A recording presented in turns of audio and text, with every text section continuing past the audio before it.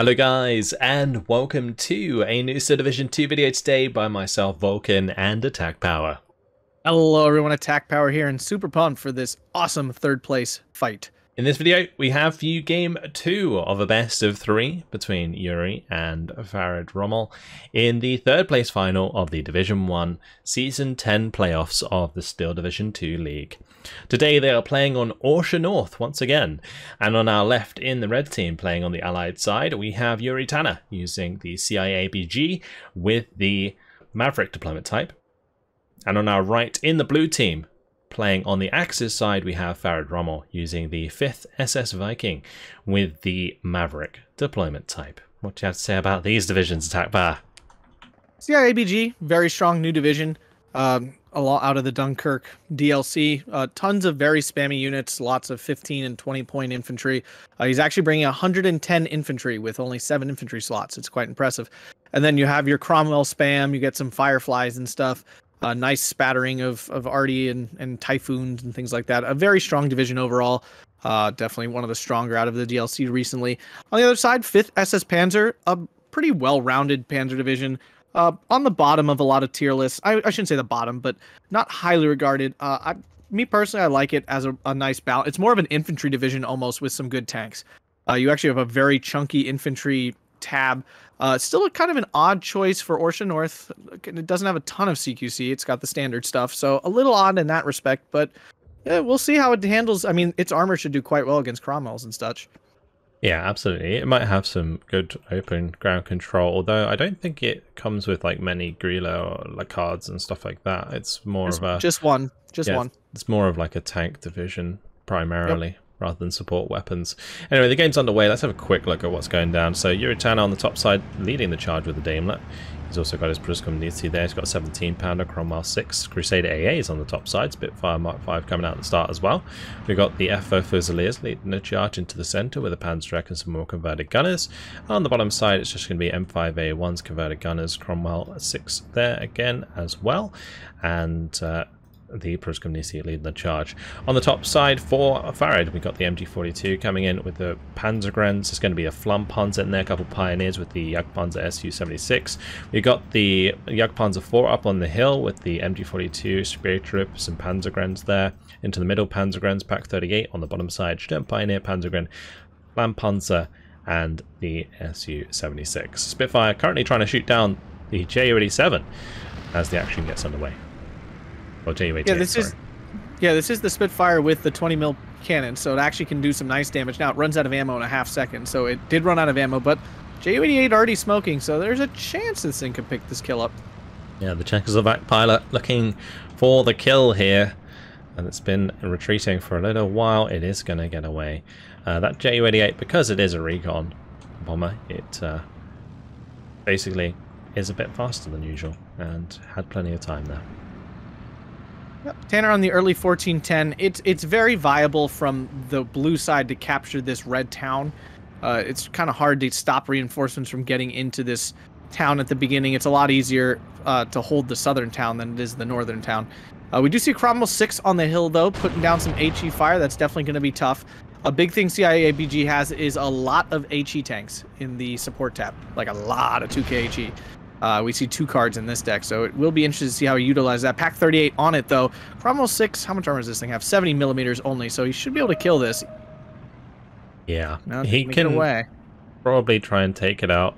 He could back up into the light cover a little bit, fire position in front of it to pin it down, but I think he's going to rely on recon first, and that's what he's bringing in. He's got 25-pounder on the way as well, going to be looking to indirect fire that instead of direct fire it with the Rommel 6. Meanwhile, on the bottom side, Su-76 getting into position. These are the captured Su-76s, the Soviet ones. Yeah, nice little efficient unit. Yeah, it is. It is a good one. 35 points, and can definitely trade up against these Cromwells potentially. Yeah, I think up north there's another Su-76 sitting around. I think that's really looking for the Daimler. And to attempt to cut off some reinforcements, MG42 is going to do a nice job of that already with the UK gunners getting unloaded here. We're seeing Panzergrens, of course, at range are going to win these fights all the time. So what TANNER really needs to do is get up close to him, and then his cheap infantry can actually win those fights. Currently Tanner's trying to spot this Pak 38 so that he can immediately attack it with his 25 pounder. He's not going to have any radio on it though, which is going to make this 25 pounder much less effective. Nice shooter kill here for the 17 pounder onto the SU-76, going to give it plenty of time to find a second shot. Is under fire from the MG42 though, so we'll want to back off immediately afterwards, and we'll do just that. Off it goes. Up north, another Cromwell 6 though, spotting out that MG42 is going to do a lot of damage to that thing. We do see a Jagdpanzer 4 on the hill. That should be able to hold off everything but a Firefly and 17 pounder. Those are really the only things that can kill that in the deck. Crusader AA is opening up onto this poor half-track on the road. That thing is getting obliterated by 20 mil fire. Those twin 20 mils can actually be pretty ruthless, that's for sure. The Spitfire, I'll tell you what, it has a lot of fuel. It's been in the sky for a long time now. Yeah, it has, you're right. A lot of recon. Yeah, it's over 4 minutes now it's been flying around. Yeah, it's hanging out. These Flammenpanzers, I'm interested to see if he's actually able to make any use of them. Now, there's not a lot of AT on the infantry in CIABG, so, I mean, there's a fair chance they might actually have some usage. Yeah, he's going to have to kind of micro around the 100 meter range AT. But these Flammenpanzers in light cover are basically one of the best places they can be. The other places are in towns. So, yeah, that's where he's going to be trying to use it here on the top side. He can't really obviously use them out in the open. They will just get absolutely deleted by enemy AT guns, enemy light armor, like the Daimlers would kill them, for example. The Pioneer is running into a Daimler on the bottom side at the moment. Bruscomnitzi missed its Pia, I would assume, and the Flammenpanzer killed it. And then the M5A1s, well, they're coming in taking out the Panzer III, so that Flammenpanzer's got to do a runner. Yeah, I mean, Farid on the 16-8 again, so demonstrating tons of aggression once again. Tanner's currently struggling to respond. Jagdpanzer's SU-76 finds one of the M5A1s. It's a pretty big kill. He needs those dead so he can, keep using his light armor. UK converted gunners trying to get into grenade range of the SDKFZ. Just a reminder for everyone, all infantry can throw little grenades into open top vehicles at 60 meters or less. So that's what he was going for. Yeah, if he could have got into that building, that half-track would have been under a lot of pressure. Wouldn't have been able to really stick around, but unfortunately got pinned down before getting there, and the surrender came through. Sturm Pioneers trying to attack, move forwards. Daimler being really annoying in this position, just preventing those from moving forwards efficiently, but honestly, the flamethrower might just kill this. Yep. And it does. Yeah. Up north, though, Farid kind of losing his position in this northern town, getting overwhelmed by the Daimler and the several infantry there. So he could be losing a lot of flags here. He's back to 1410. The Panzergren dodges the... Wait, what is that? The 25 pounder is like direct firing? Is that what's happening? Oh, he's shooting smoke. I never see a 25 pounder shoot smoke. That's why I was confused. There we go. Makes more sense now. Cromwell providing nice support from the ridge again onto the Panzergrens here. Yeah, Tanner's actually picking up his Motorstraße in the half-track there so that he can move them forwards without them being pinned any further. But look at this push coming through on the top side. It's going to be M5A1 trying to face down a T-34-85. The T-34-85 and Panzer IV actually in a very awkward position here, but sandwiched between the Cromwell 7 and the M5A1. Motorstraße do get unload. They are going to get their Pia on target. Is that going to kill the T-34? It does. It does. Ooh. Nicely done. And now this Panzer IV is forfeit to this Cromwell 7 and the M5A1. That crew panic is really, really bad. Flammenpanzer on the top side also going down to the Crusader AAs. They're all dead. Now this M5A1 can just sit here and find the kill. Absolutely devastating series of events for Farid on this top side, losing all of his armor apart from this one Flammenpanzer that now has to retreat. Yeah, that was devastating. That's 160 points. And the thing is, the T-34-85 is kind of a brick wall for most of this armor when he's not getting that close. I think Farid's aggression really punished him there. He overextended and got hurt bad for it. Absolutely, yeah. The positioning of that T-34-85 and the Panzer IV were very, very bad. He was leaving himself wide open to the flank there, and the Motorstraße charge by URI was very, very well timed. Yeah, now we still see 16-8 here for Farid, though, holding the flag advantage. Although we're starting to see a slight thinning of units. A quick zoom out, we'll see that Tanner's position is starting to get a little overwhelming, especially with all these cheap infantry piling on these Panzergrens. A nice kill again. Just going to find another of those Flampanzers on the bottom side. The Piat taking care of that. SU-76 was forced to back off. Now the Cromwell 5s putting in pressure down here, taking out the half-track, will relinquish that flag. And slowly but surely, it looks like Tanner is recovering. Though this T-34 that's sitting on the flag on the hill is a problem at the moment. Although these 25-pounder got a shot off. Is that heat round going to land? It does. It does get a penetration. Doesn't find the kill. But that puts that T-34 in a bad position. Very damaged now. Will get killed off by HE or the next shot from any vehicle, basically. Yeah, Farid being, I think, a little too aggressive with his T-34s right now. These will dominate at range. Like Cromwell's Shermans really can't beat them at any sort of range, and he's just like kind of driving them dead. Up north, Tanner turning the script around here, making a general push, and there's not much here to stop him. And the problem is, once you get pushed off this hill up north, it is extremely difficult to get back on it, and it basically means you lose 3 flags. Yeah, it's huge if he loses that. Panzerstreck is getting forced back by the Panzergrens. The MG's only just getting on target, as it was too close for them to fire. Now the T-34 is trying to get up here to deal with the Cromwell 6. But the Cromwell 6 HE here does have to be a little bit worried about that, even though it's currently firing at the Panzergrens further back. On the bottom side, Panzergrens getting overrun. Cromwell 5 there helping with the F4 Fusiliers. Although one of these Cromwell 5s did get taken out. Panzer 4 now zooming over. I thought that was going to come down and help, but it looks like it's moving towards the Motorstraße and the half-track instead and trying to cover off the mid. Yeah, the Deniste down there should be able to clear out these Sturm Pioneers. 4 Thompsons beats 5 MP40s all day long, especially with the support of the Cromwell 5. And now there's really, yeah, I mean, Farid's very thin on his flanks. He is dominating the middle again. Well, dominating might be a strong word, but he's currently holding the middle. These Cromwells on the hill are going to be a bit of an issue as they chop through Panzergrens pretty easily here.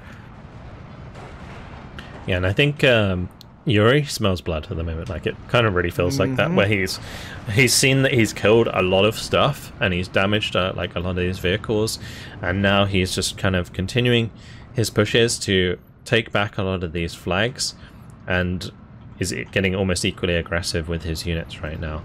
Motorstraße waiting on return fire, looking potentially for a Panzer 4 kill here. T-34 going up the hill again though. Oh no, and the Motorstraße with that Piat at close range, surely not going to miss. Oh no, the Piat curse. You said it.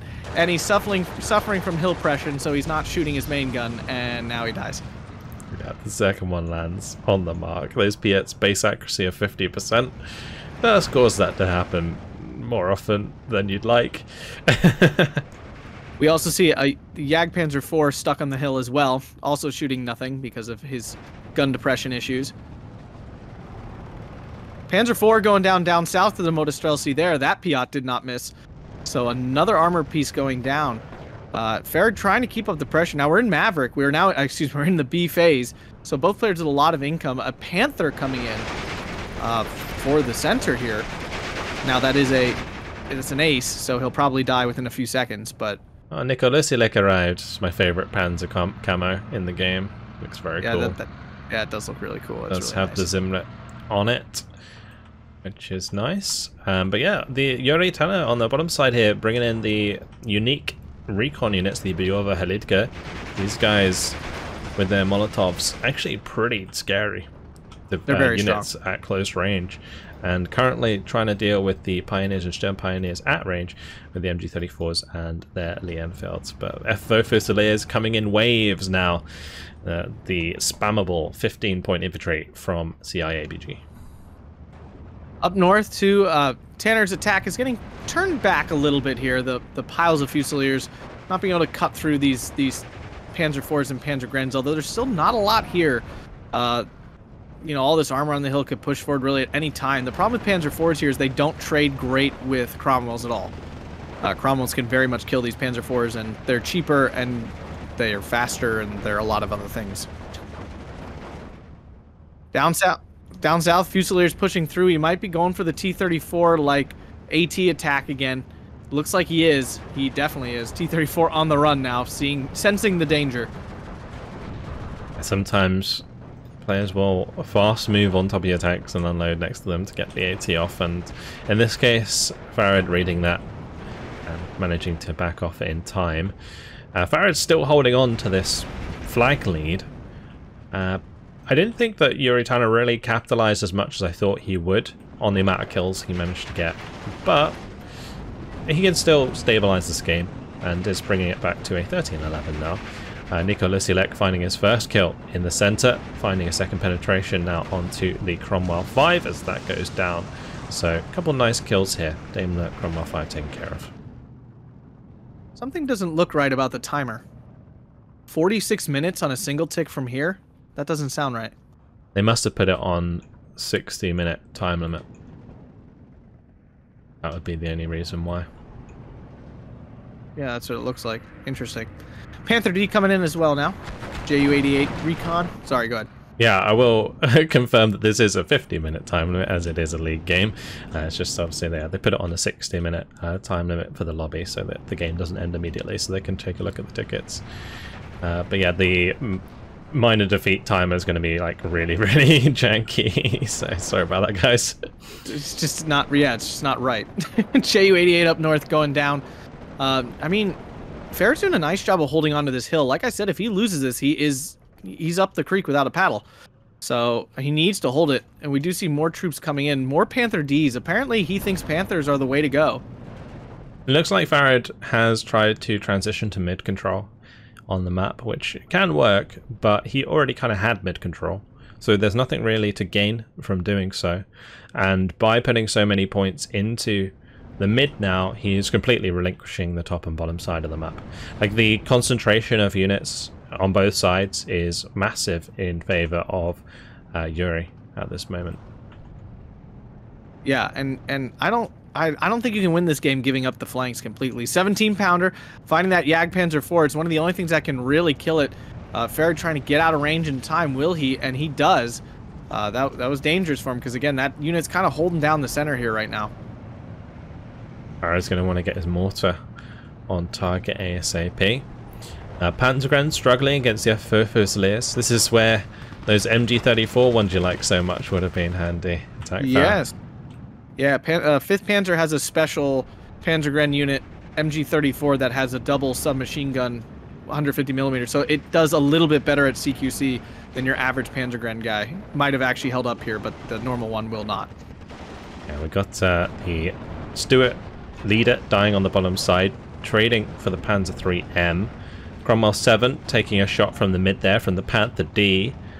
So a lot of carnage coming through here on the bottom side. FO Fusiliers charging the T-34. It's going to back off once again, but Farid's lack of infantry is really, really hurting him right now in these engagements on the top and bottom side.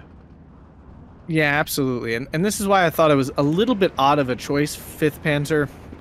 Again, one of the better Panzer divisions for this map, because you do have a lot of infantry, but I don't think your infantry stack up well against CIABG at all. Because basically they can call in 2 units for your 1, especially if you're relying on Panzergren. So it's just really hard to win those fights. Oh, we got one of the really awesome units of the FSS coming in as well with the SK-105, the Big Panther. Very cool. It's got 80mm of frontal armor with a 20mm on it, which is very, very nice combination against infantry. You can definitely get a lot of work done with those. So Tanner finally back to the 12-12, finally has stabilized the points. We're only got about 2 minutes left of Maverick income here, and then we get into the grindy part of this game, where 2 Maverick players try to win. But 13-11 here for Tanner, first time in the game. Oh, and it's gone. Yeah, because of the kills early on, I thought URI would have a massive leg up in this game, but it's kind of stabilized now at this sort of 13-11, 12-12 kind of situation where Farid controls the mid. He's got like the 2 Panther Ds there, for example, although the Jagdpanzer just goes down. That was to the 17-pounder that was moving across. But yeah, as I was mentioning, the Panther A Nikolasilek with the Panther D and the Grille, nice combination of units, can certainly dominate the center, but is really struggling to have any sort of influence on these flanks right now. Yeah, he did just kill the leader, Stuart, down south, so that turns off the really accurate 25-pounders. Now losing the flag in the town, though, and again, he's bringing a flak 43. I get it. There's planes everywhere. Typhoon coming in now for his heavy armor. Will it pick up this kill here on the Panther A? There it does. Nikolasilek goes down. Told you he didn't do anything. It's because it's an ace unit. They just, they magically absorb like all of the artillery shells and rockets in the entire map. They just get it's like a big magnet. Everybody just targets them immediately. Yep, can't miss, won't miss against an ace. Now, so players know there is no difference. Ace units just look different. They are not special or have any statistical difference. They just seem to die all the time. Yeah. It's mainly because players see a bright yellow icon and go, ooh, shiny, and then want to kill it. URI TANNER, for the first time in the game, finding an advantage, 14-10, and taking some tickets from Farid Rommel now. We're seeing the countdown. It looks like the Mun defeats are 65 minutes, so wow, they must have had an even higher time limit. It's so weird.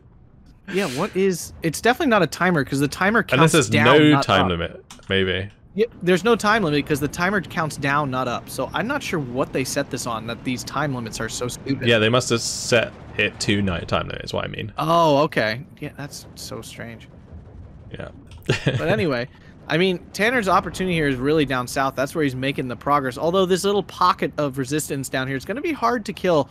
The T-34-85, of course, going to be an issue. Although there is a Panzerschreck moving in, and if that can get there, that would be a big kill. It's spotted by the Panzergrenadier right now, though. You can see that it is holding fire against it. So Farid will see it if he's paying attention on that side. Cromwell 7, though, has managed to get through and is going to be getting shots down the reinforcing road. Farid did manage to get back into the town up north. That's a big deal. It gives him another flag and could net him a one after that as well.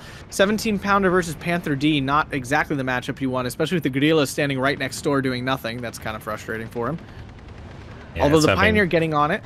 Line of sight issues right now. Pioneer with its MG34 will help pin it, probably enough for the Panther D not to get penned by that before it gets fully pinned. So that 17-pounder is going to be a goner. I just noticed there's two guerrillas there. Not just one, but two doing nothing. Yeah, it's just because of the line of sight through the town there with all those buildings. Getting off those 17-pounders is huge, though. I mean, he has a lot. He's got 2 in A and 6 in C, but he needs them dead because his heavy armor can still really control this center of the map. Currently 12-12.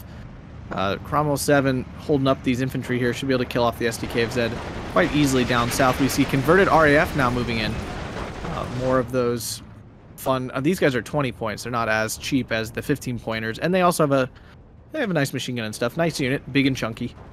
Yeah, they got the Vickers K, which is it's all right. It's nothing special, but it is an MG, and so it does help with that sort of pinning at that 500-meter range, once you get all the rifles on target. Yeah, the Genista coming through as well. 12-man squad will be very, very nice for controlling these forests. But for now, not too much going on. We got some mortar fire coming in on the top side. Looks like Farid's going to try and make a little bit of a play here. His Panther D slowly approaching these Crusader AA Mark IIs and the Cromwell 5. MG42 trying to stop units from pushing out the Pioneers on the top side. I don't think I've ever seen an MG42 heavy machine gun actually run out of ammo. It's really been there a long time. Yeah, I don't know. I think it happens more often, especially when you are playing like defensively. Like URI hasn't really invested much into his artillery. He brought the 17-pounder, but or the 25-pounder, sorry, but he never brought in any supply for it. Tanner getting really aggressive, losing a leader steward in the center. The Panther now should pick up the Cromwell 5. I'm not sure what he was going for there. I mean, he had no chance of ever making it by that Panther. Farid did get the second flag in the northern town as well, so getting himself back to a 13-11 now. But Tanner finally starting to squeeze this salient down south, kills that Stern Pioneer off easily. Flampanzer backing up. Double Cromwell 7 just waiting for the opportunity to get this T-34-85, I would assume. Flampanzer might be a bit of an issue because it can fire at 160-meter range and stay out of the grenade range of these Fusiliers. And these Cromwell 7s are actually really cool because they have 120 millimeters of frontal armor. Spitfire coming in for a little bit of a strafing run there, did absolutely nothing. But now we see the Typhoons coming in for the Stug 4. Will find the kill there. Very nice indeed.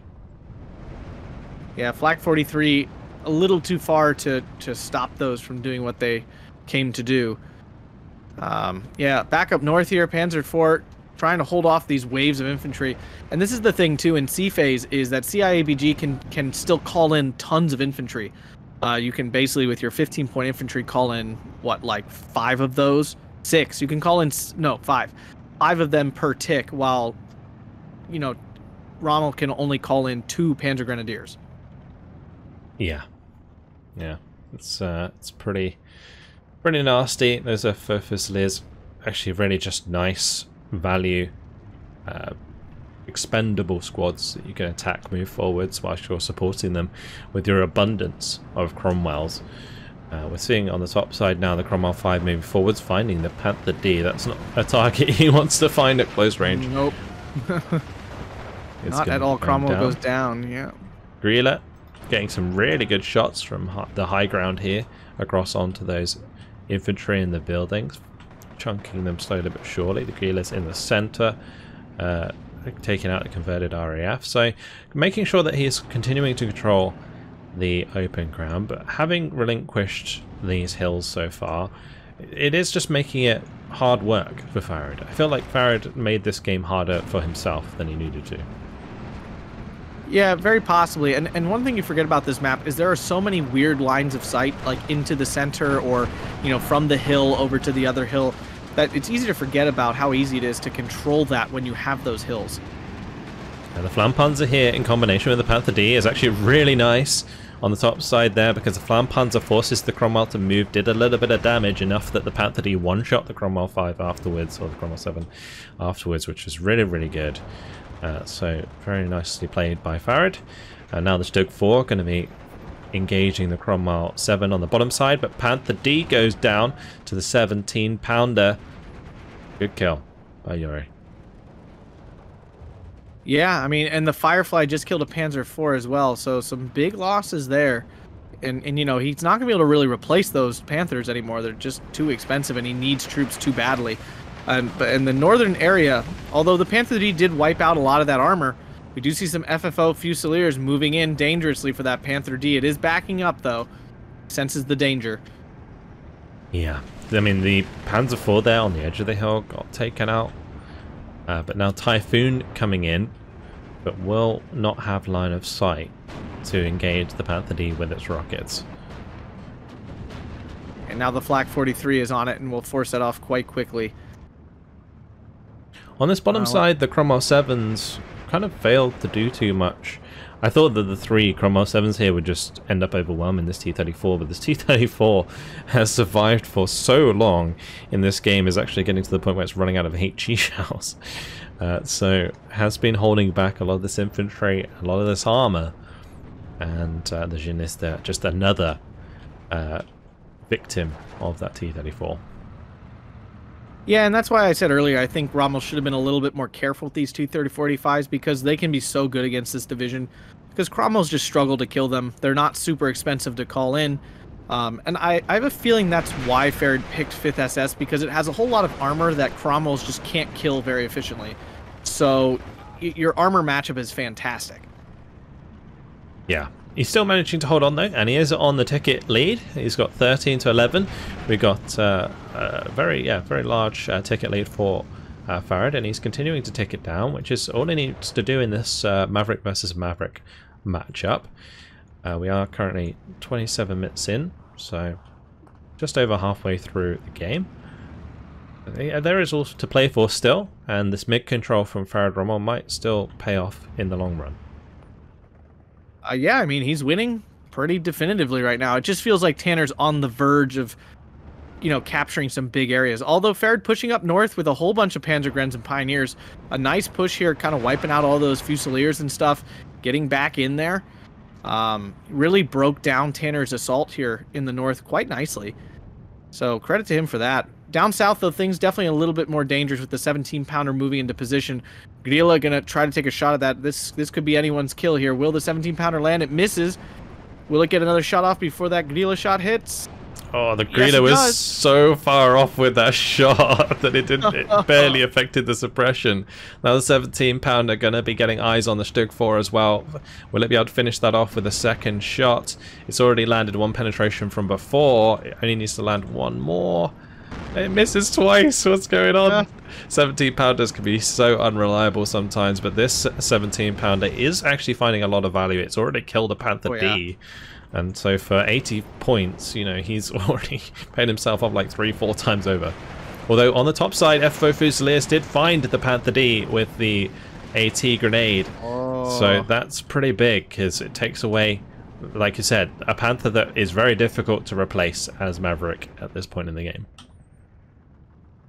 Yeah, I mean, he's bringing in a Jagdpanzer 4. I mean, the Stug 4s and Jagdpanzer 4s honestly do quite well in this matchup. Their armor is pretty heavy. Cromwells are going to really struggle. They don't have the 2K range, though. They're missing that, so they can't control things as well. We do see another 81mm mortar being brought in here by Farid down south. Kind of surprised that's what he's decided to bring in, especially with his southern front kind of collapsing. Things wrapping around the T-3045 and the Panzergren here. The converted RAF will beat this Panzergren, and then all he has to do is just find some way to mop up this T-3045 that just will not die. It was such a dire series of events there just for Farid. Stug 4 lost, Grilla lost, Panther D lost, all in phase C where you have only 80 income. It's just absolutely awful. And now, like, URI is just building up more and more and more of these FFO Fusiliers, and the T-34-85 has run out of HE ammo, so it's barely pinning anything with its DT machine gun. Like, honestly, just a bunch of FFO Fusiliers charging towards that would just kill it. And that might be what happens here. It's very possible. I think the SK-18 is finally firing. I don't think this thing is shot at all up till this point. I think he basically just bought it for the autocannon Vija Panther there that is currently in the southern town. Up north, Panzergren's trying to stop more FFO Fusiliers and converted RAF. The infantry just continue to pour in. Again, I mean, Tanner's got 110 of them. He can kind of do this for quite a while.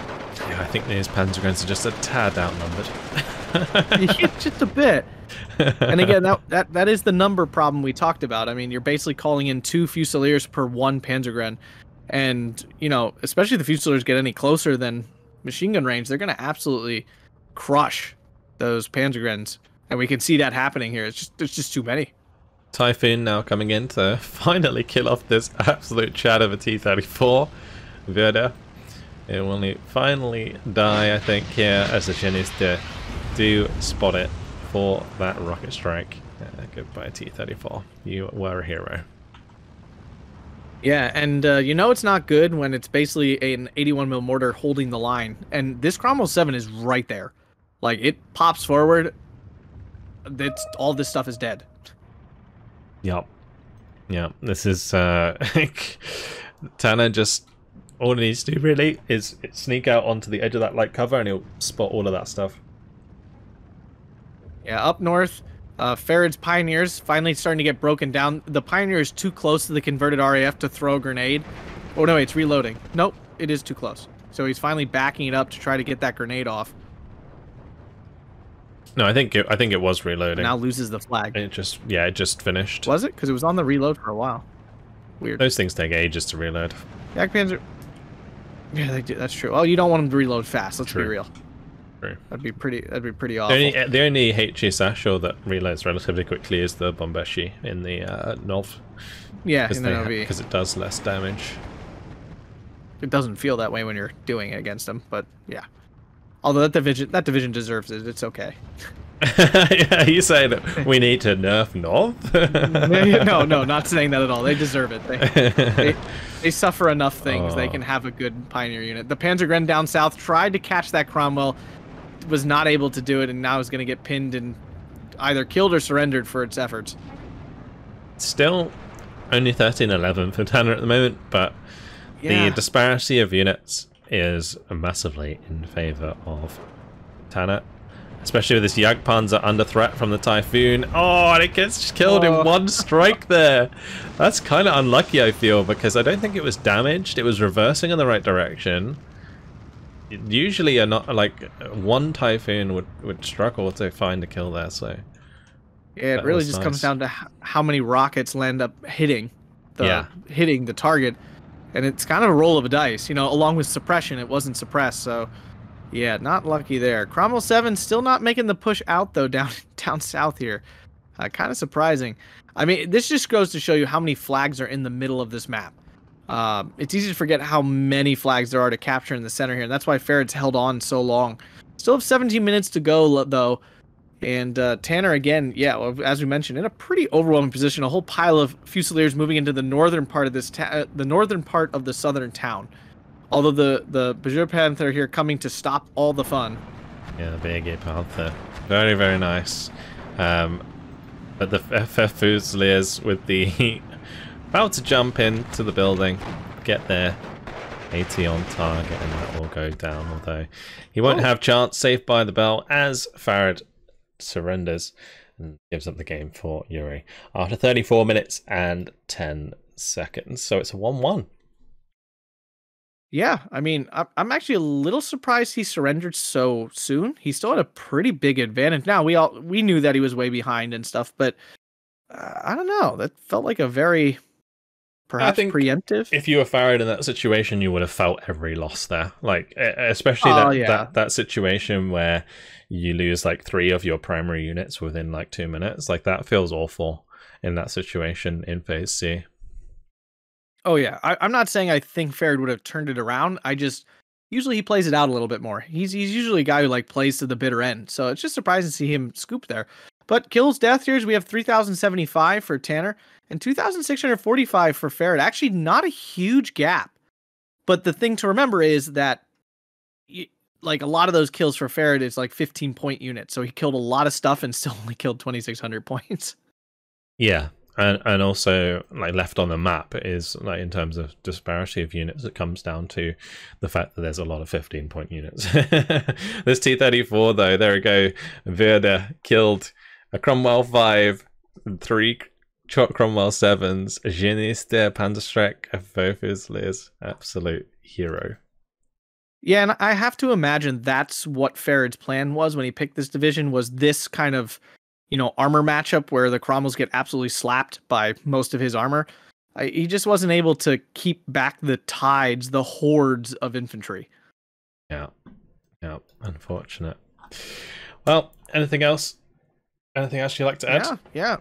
Another great match in Orsha North. Super pumped to be having the Game 3. And don't forget to hit that like button and subscribe. Oh yeah, boys. Hopefully you guys enjoyed it. Thank you very much for watching, and we'll see you in the next one. Goodbye.